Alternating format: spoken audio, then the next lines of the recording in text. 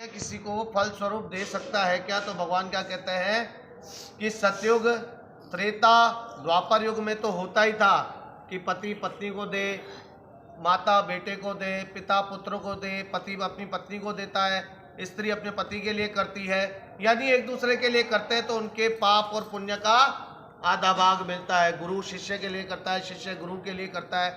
इसी प्रकार से भगवान ने समझाया। पर भगवान ने एक बात सत्यभामा को बोली, कौन सी?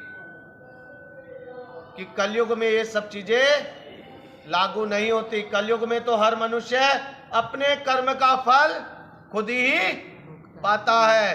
तो आप जैसा कर्म करोगे वैसा फल आपको ही भोगना है, कोई आपका संगी साथी नहीं होगा। इसलिए मैं बार बार कहता हूं कि अपना जो भी आप कर्म करते हो उसे थोड़ा सोचो, विचार करो, उसके बाद उसे करने की कोशिश करो। जैसे हम भगवान के मंदिर में जाते हैं, हम भगवान के मंदिर में जाते हैं तो मन में लालच रख के जाते हैं कि कुछ ना कुछ आज भगवान से मांगेंगे, या कोई परेशानी है, भगवान परेशानी है उसको दुख, उसकी तकलीफ दूर कर।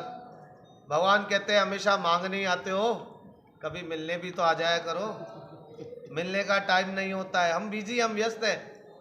जब जरूरत होगी तब भगवान को याद कर लेंगे। भगवान तो सारा दिन बैठा है, इसको कौन सा काम है?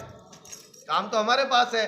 तो भगवान कहते हैं कि हमेशा मांगने आते हो, कभी मिलने भी आ जाया करो। एक नगर में एक सेठ था। वो सेठ बहुत धनवान था। वो आसपास के नगरों में, गांव में भगवानों के मंदिर बनवाता रहता, वहाँ पे पुजारी भी रख देता सेवा करने के लिए। अपने व्यापार में बहुत मशगूल रहता था, यानी व्यस्त रहता था। मंदिर उसने बहुत सारे बनाए, भगवान के मंदिर बहुत सारे मंदिर बनाए, लेकिन कभी दर्शन करने नहीं जाता था। एक दिन सेठ के ऊपर मुसीबतों का पहाड़ टूट पड़ा। कहते हैं व्यापार है, उतार चढ़ाव तो होता ही है। तो सेठ को अचानक 100 करोड़ रुपए की जरूरत पड़ी। कितने की? 100 करोड़ की। अब सेठ को लगा कि सारे तरफ उसने हाथ पांव अपने मारे, लेकिन उसको कहीं से पैसे की व्यवस्था नहीं हुई। तब सेठ को अचानक याद आया कि मैंने इतने सारे भगवान के मंदिर बनवाए हैं, तो भगवान के पास चल के याचना करनी चाहिए, तो उससे पता पड़ जाएगा। सेठ ने रात को सोते हुए विचार किया कि सुबह जल्दी उठ के, अरे कुत्तो चियो, सुबह जल्दी उठ के प्रभात के समय और भगवान से याचना करूंगा। प्रभात का समय जो बोला जाए सुबह 4 बजे का, जल्दी उठ के मंदिर पहुंच के भगवान से याचना करूंगा कि दूसरा कोई नहीं आ जाए कि भगवान के ऊपर अपना बोझ छोड़ जाए और भगवान उसी में उलझा रहे, मेरी बात रह जाए। तो मैं सबसे पहले जाके भगवान को अपनी बात कहूंगा। वो सबसे पहले मंदिर में पहुंच गया सुबह सुबह 4 बजे। जैसे मंदिर में जाए तो उसके आगे एक भिखारी खड़ा था।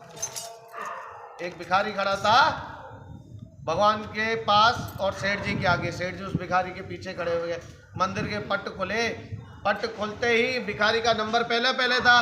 भिखारी हाथ जोड़ के भगवान से प्रार्थना कर रहा है कि भगवान आप हमेशा मेरे को देते हो और मेरा जीवन अच्छा चलता है, पर आज मेरे को 100 रुपए की बहुत ज़रूरत है। मेरी पत्नी का स्वास्थ्य अच्छा नहीं है, मुझे उसके लिए दवाइयाँ लेनी है और मुझे कितने चाहिए? 100 रुपए की ज़रूरत है। हम मेरे को 100 रुपए दे दे। भिखारी भगवान से मांग रहा है, तो बार बार भगवान से रिपीट करके मांगे जा रहा है कि 100 रुपए दे दो, 100 रुपए दे दो। तो सेठ जी देख रहे थे पीछे कि इतना टाइम ले रहा है, मेरा नंबर कैसे आएगा? पीछे लाइन लंबी होती जा रही है। तो सेठ जी ने क्या किया, अपनी जेब में से 100 का नोट निकाल के भिखारी को दे दिया। ले पकड़ और तू जा और दूसरों को मौका दे, तेरे को 100 रुपए मिल गया, अपना काम कर। तो भिखारी बड़ा खुश हो गया कि भगवान ने सुबह सुबह ही सुन ली, सुबह सुबह मेरा काम कर दिया। भिखारी 100 रुपए लेके चला गया। अब सेठ जी का नंबर आया। सेठ जी आगे खड़े हुए और भगवान से हाथ जोड़ के प्रार्थना करने लगे कि हे भगवान, मेरे को 100 करोड़ चाहिए और बहुत ही जल्दी चाहिए। आपसे विनती कर रहा हूं, मेरे को 100 करोड़ की व्यवस्था कर दो। अब सेठ जी भी खड़े होके भगवान से बार बार प्रार्थना कर रहे हैं कि 100 करोड़ चाहिए, 100 करोड़ चाहिए और जल्दी से दे दे, 100 करोड़ दे दे। तो सेठ जी देखते हैं कि मूर्ति में से भगवान ही बाहर आ गए। तो भगवान आके कहते हैं कि आप मांग रहे हो 100 करोड़, सिर्फ मांगने ही आए हो, कभी मिलने भी आ जाया करो। आपने देवालय बनाए हैं, कभी इस बहाने मिलने ही आ जाया करो कि भगवान कैसे हैं। आज तो मांगने आए हो, आपने 100 रुपए देके उस भिखारी को तो भेज दिया, अब आपके 100 करोड़ के लिए मुझे आपसे बड़ा भिखारी ढूंढना पड़ेगा जो आपके पीछे खड़ा हो और आपको 100 करोड़ दे दे।